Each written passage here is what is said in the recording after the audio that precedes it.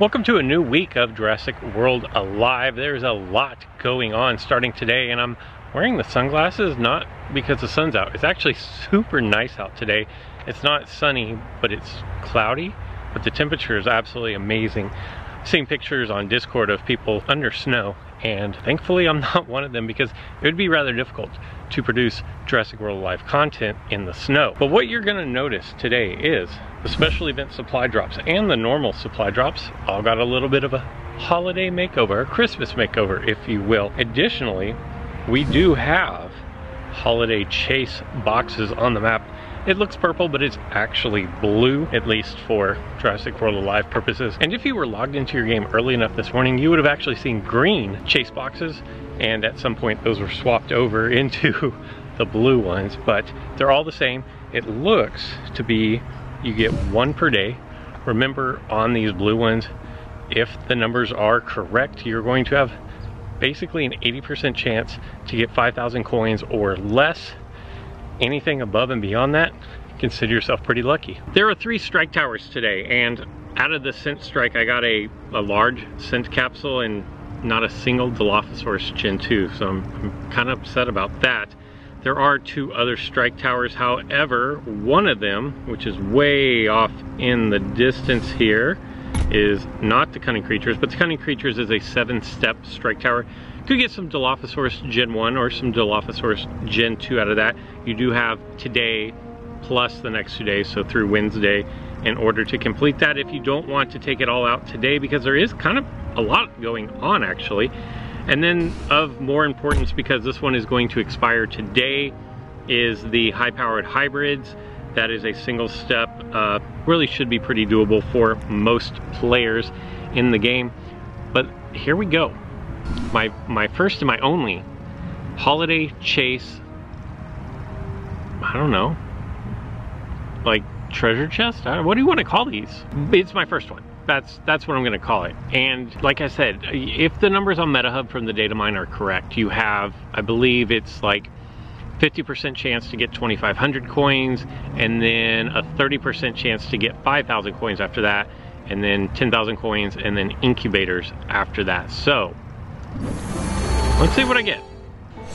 2,500 coins, to be expected. And then they will all go away, which is actually pretty nice. It's gonna leave a supply drop. So I'm gonna pick up a handful of extra coins there. But what I wanna talk about today, and you know what, it's weird because you see this Dimorphodon?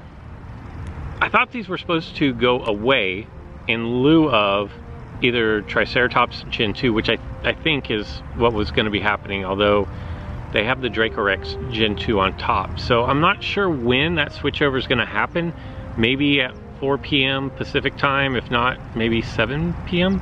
Pacific time. But look for those to switch over.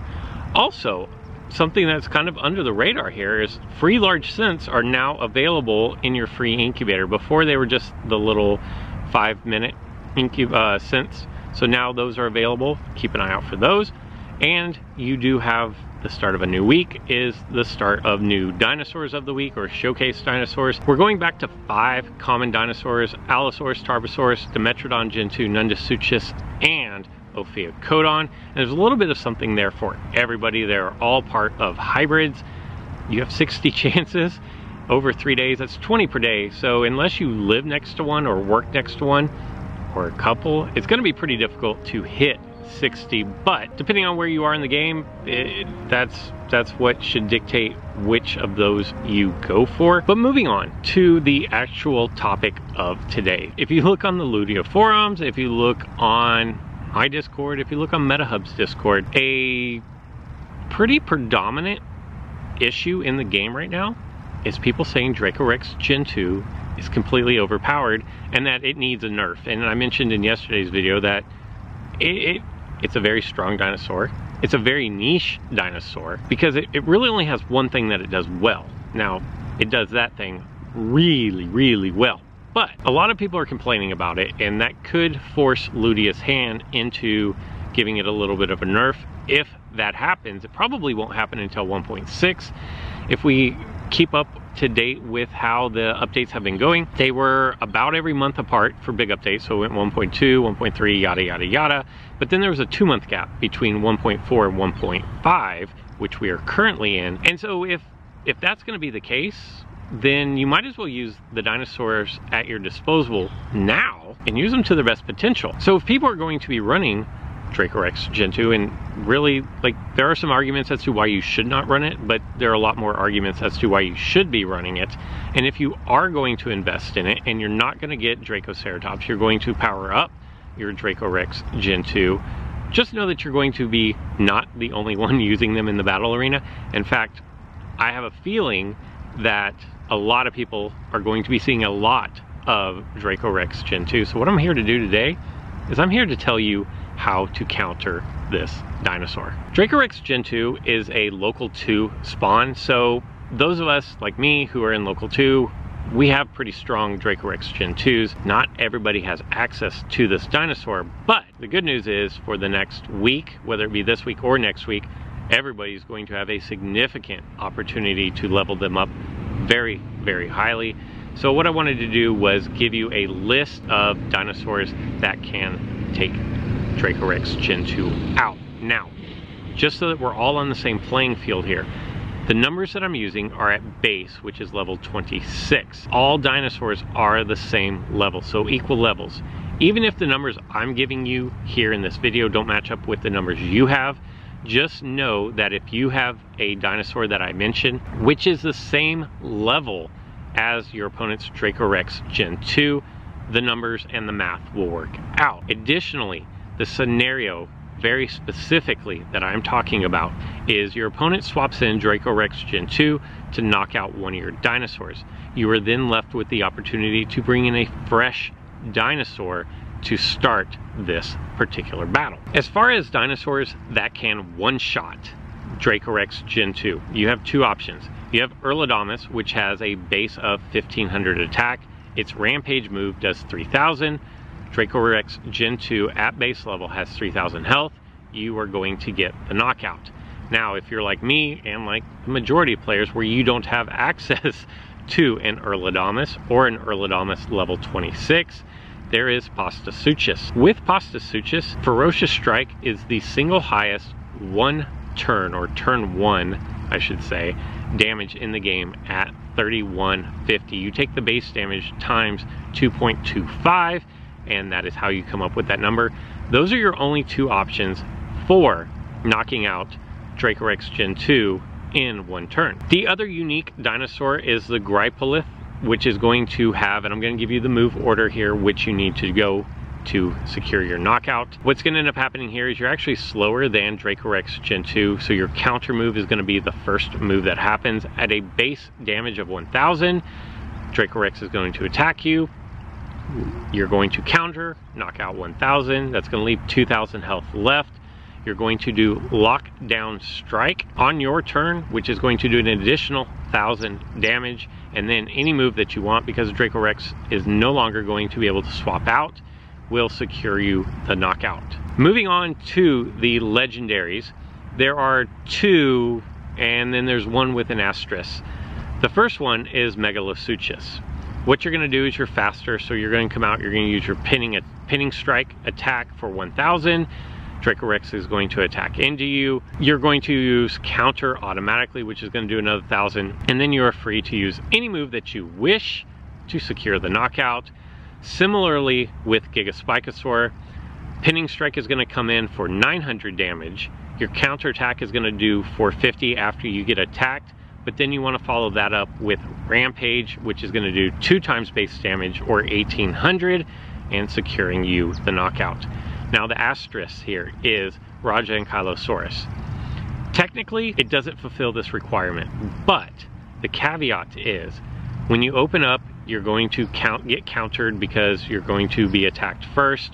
Then you're going to use pinning strike. Both those combined are 900 damage, so you're going to do 1800 damage. Then what makes this not a sure thing is the extended critical strike, which is going to be your next move, has a base damage of 900, and that only equals 2700. But you do have a plus 60% chance of critting, So it's more than 50% of the time you're going to crit. In fact, it's over, like, combined with its normal crit, it's 65% of the time, I believe.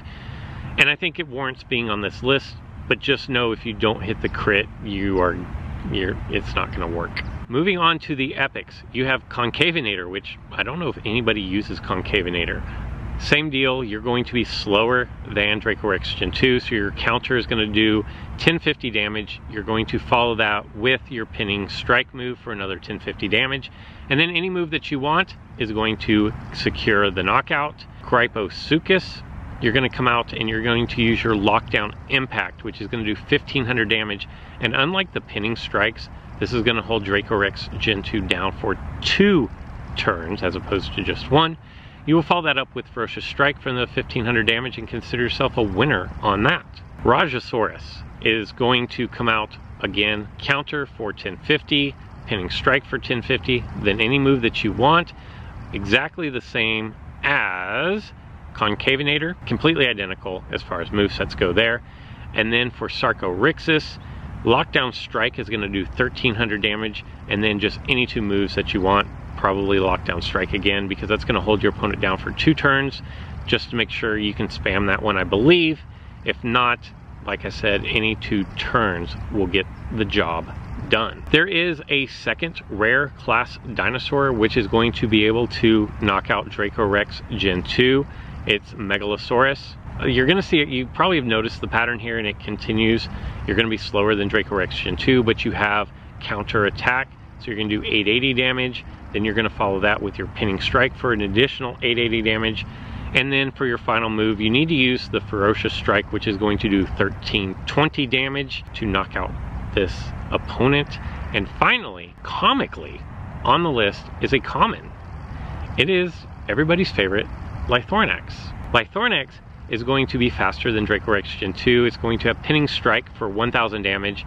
You're going to get attacked, and then you're going to counter attack at another 1000 damage, and then use your long protect to finish the deal. And you can say Lythornax got you a knockout. So there you have it.